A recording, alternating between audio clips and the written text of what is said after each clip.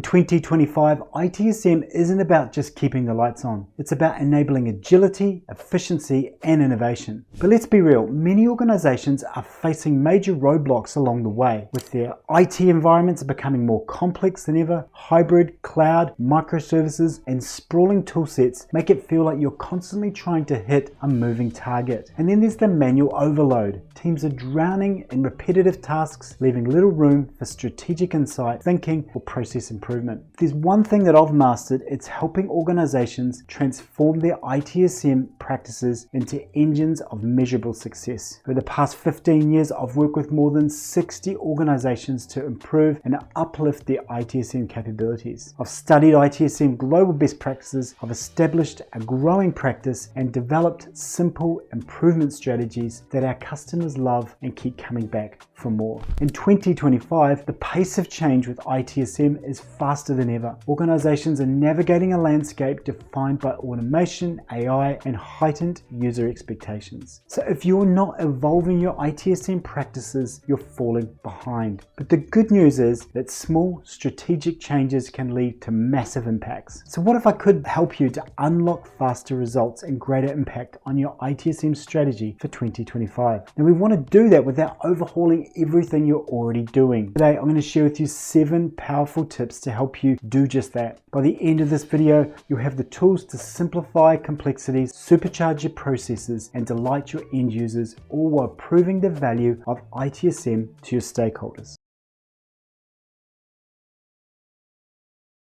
This emerging trend of AI-powered ITSM. Well, it's machine learning. It's increased ITSM tools to improve efficiency and predictability. It's chatbots for first-line support, predictive analytics for incident management, and automated root cause analysis for problems. So how it helps is that it reduces that human workload on repetitive tasks. It speeds up response times and improves user satisfaction. What do we need to do to really focus and make the most of this? Well, it's probably not what you think. It's actually going back to governance, because the thing is that you've got multiple vendors, multiple service providers, multiple tools coming at you with so many features that you just can't keep up. But what I really recommend in 2025, one of the first things to do is to actually create a governance framework so that you can prioritize and understand, well, what features and AI do you want to unlock? Because AI is not going away, it's going to be here for a long time. And so what we want to be able to do is have a structure and a way and a framework to be able to manage that. Really want to go into this a little bit deeper, then have a look at our video. It's on our YouTube channel and it's focused on sharing 5 steps to setting up your AI and automation governance.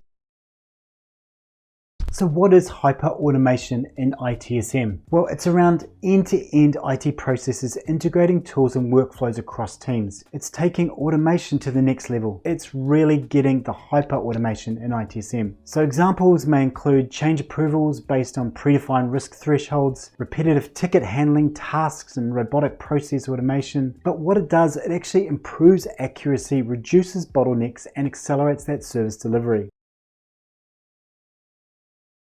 It's fundamentally going back to your basics, going back to your foundational ITSM practices and processes and making sure that they work. And I would recommend getting them to at least a 2.5 to 3 on the maturity scale. Now, if you need some help in understanding where you're at in terms of your maturity scale, then there's links on the description and we can help you with that. But what's really important is that you can't move to hyper automation until your processes are foundational and are repeatable. So what is this service mesh and microservices? It's really just the adoption of microservices architecture for ITSM tools, enabling modular and scalable solutions. It provides the ability to break down those monolithic ITSM systems into smaller, independent, deployable services. See, service mesh is continuing to expand, and the actual technology helps us to increase the scalability and flexibility, and it simplifies the updates and the customization. The first thing we need to do is get really clear on what our IT services are that we provide back to the business. Why is this important? Because that's our foundation, that's our fundamental part that we actually deliver to the business. Then we're able to use our CMDB to actually define and capture and map the relationships no matter what level we want to go to. So the service mesh and microservices are continuing to adopt, continuing to expand, and we want to be able to create at a high level the services that we're providing to the business, and then how the CMDB can underpin those through relationship mapping. So in 2025, sustainability and green ITSM is real. And it's really about integrating your environmental sustainability into all of IT service delivery, not just ITSM. So things like energy efficient data centers, policies for reducing e-waste and asset lifecycle management, these things are really, really important. How it helps is that it aligns the IT operations and service delivery with the broader corporate sustainability goals. It also can reduce costs associated with energy consumption. So what I'd suggest is that try and include it within everything. For example, if you've got a project that's coming in that you need to create a new service and you're plugging it in, or it's just a brand new project, then well, what are the downstream green considerations around that project? Where's it being hosted? Is there any green opportunities for us to be able to leverage when you're putting that new service into production? And also have a review of your existing services. Really provide a filter of sustainability and green ITSM and green service delivery across your existing services. These are really good things to be able to start to link to and start to plug into your day-to-day operations. And again, aligning back to that corporate sustainability goals, you're really standing out in terms of being able to consider it and putting it in place and making sustainability and green ITSM tangible and real. With the focus area being on advanced data and analytics, what is this? Well, it's really leveraging that big data to gain actionable insights into service performance and user behavior. Examples may include things like real-time dashboards for monitoring KPIs, advanced analytics, and identify and be able to mitigate service risks proactively. So how it helps is that it enhances decision making with data-driven insights. It supports predictive maintenance and capacity planning. So here's the tip, keep it simple. There's so much available in terms of data now that it's easy to get overwhelmed. Now, we recently worked with a customer who had 2 resources that were assigned specifically just to building reports and providing advanced data analytics. So what we found is that even though they had these 2 resources that were assigned, the CIO and the leadership were still confused in terms of their overall performance. So the thing is, you need to make it simple. 4 to 5 tiles of a dashboard at a glance view is key things that we all focus on when we're building out insights and better decision making and reports. Keep it simple.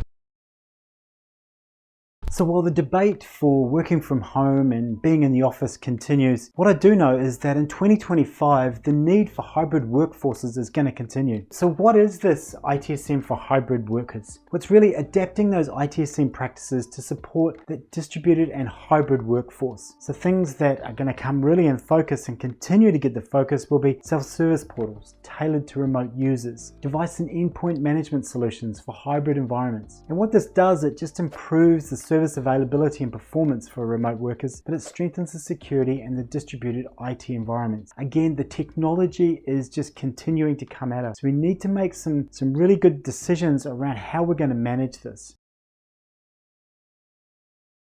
First thing is actually map out the total experience for a hybrid worker and understand, well, what is the basics that they need, and be able to put that onto a single page. And at that stage, then you can actually work through and understand the customer journey, the services that underpin that whole experience, and be able to provide a focus on it to ensure that everything's going to be working as you want it to. The second thing is really around hybrid workforces is to ensure that there is flexibility to be able to adopt to both ways of working. So working from home one day but working in the office the next, and being able to have the access to those services. So that may include, an uplift around your portal so that services can be requested perhaps on the train on the way home or from home. Where are those services? Where's the hardware going to get delivered to? All these things need to be considered and thought about in terms of that user experience and that customer journey for a workforce employee.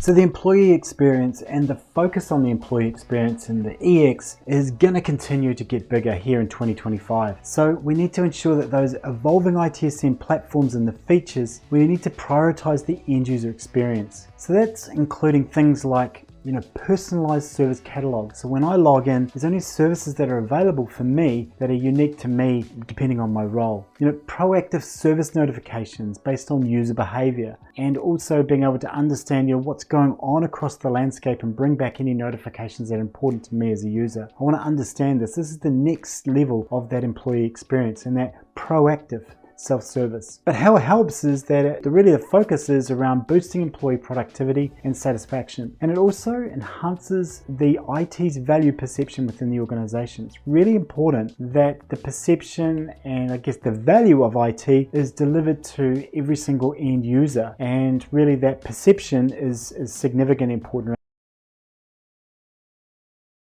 Let's have a refresh of your service portal. Is it meeting the needs for 2025? Is there new services? Are you going through some kind of transformation at the moment where you need to align new services into the portal? Is there new ways that you want end users to interrelate with you and work with you? These are all really important things. Now, at Service Management Specialists, we've got a great offering called Catalogue Clarity. There's links within the description below that can help you to understand more about that. Really what I'd focus on around employee experience is it's a really exciting area and also a really great opportunity to lift that perception of IT. In 2025, the pace of change within IT service management is going to be faster than ever. And so what I'd suggest is to looking at each of these 7 focus areas for ITSM in 2025. Hopefully I've given you some understanding of ways to be able to navigate and adopt these. And also if you do need some help, then feel free to go to servicemanagementspecialist.com/call and take up a 30-minute strategy call with an ITSM expert, and we can help you with any questions you may have, or even if you just want to think about what are your plans for 2025, we can help you on that call. But don't forget that these small strategic changes can lead to massive impact. I trust you found this helpful, and I'll see you in the next video.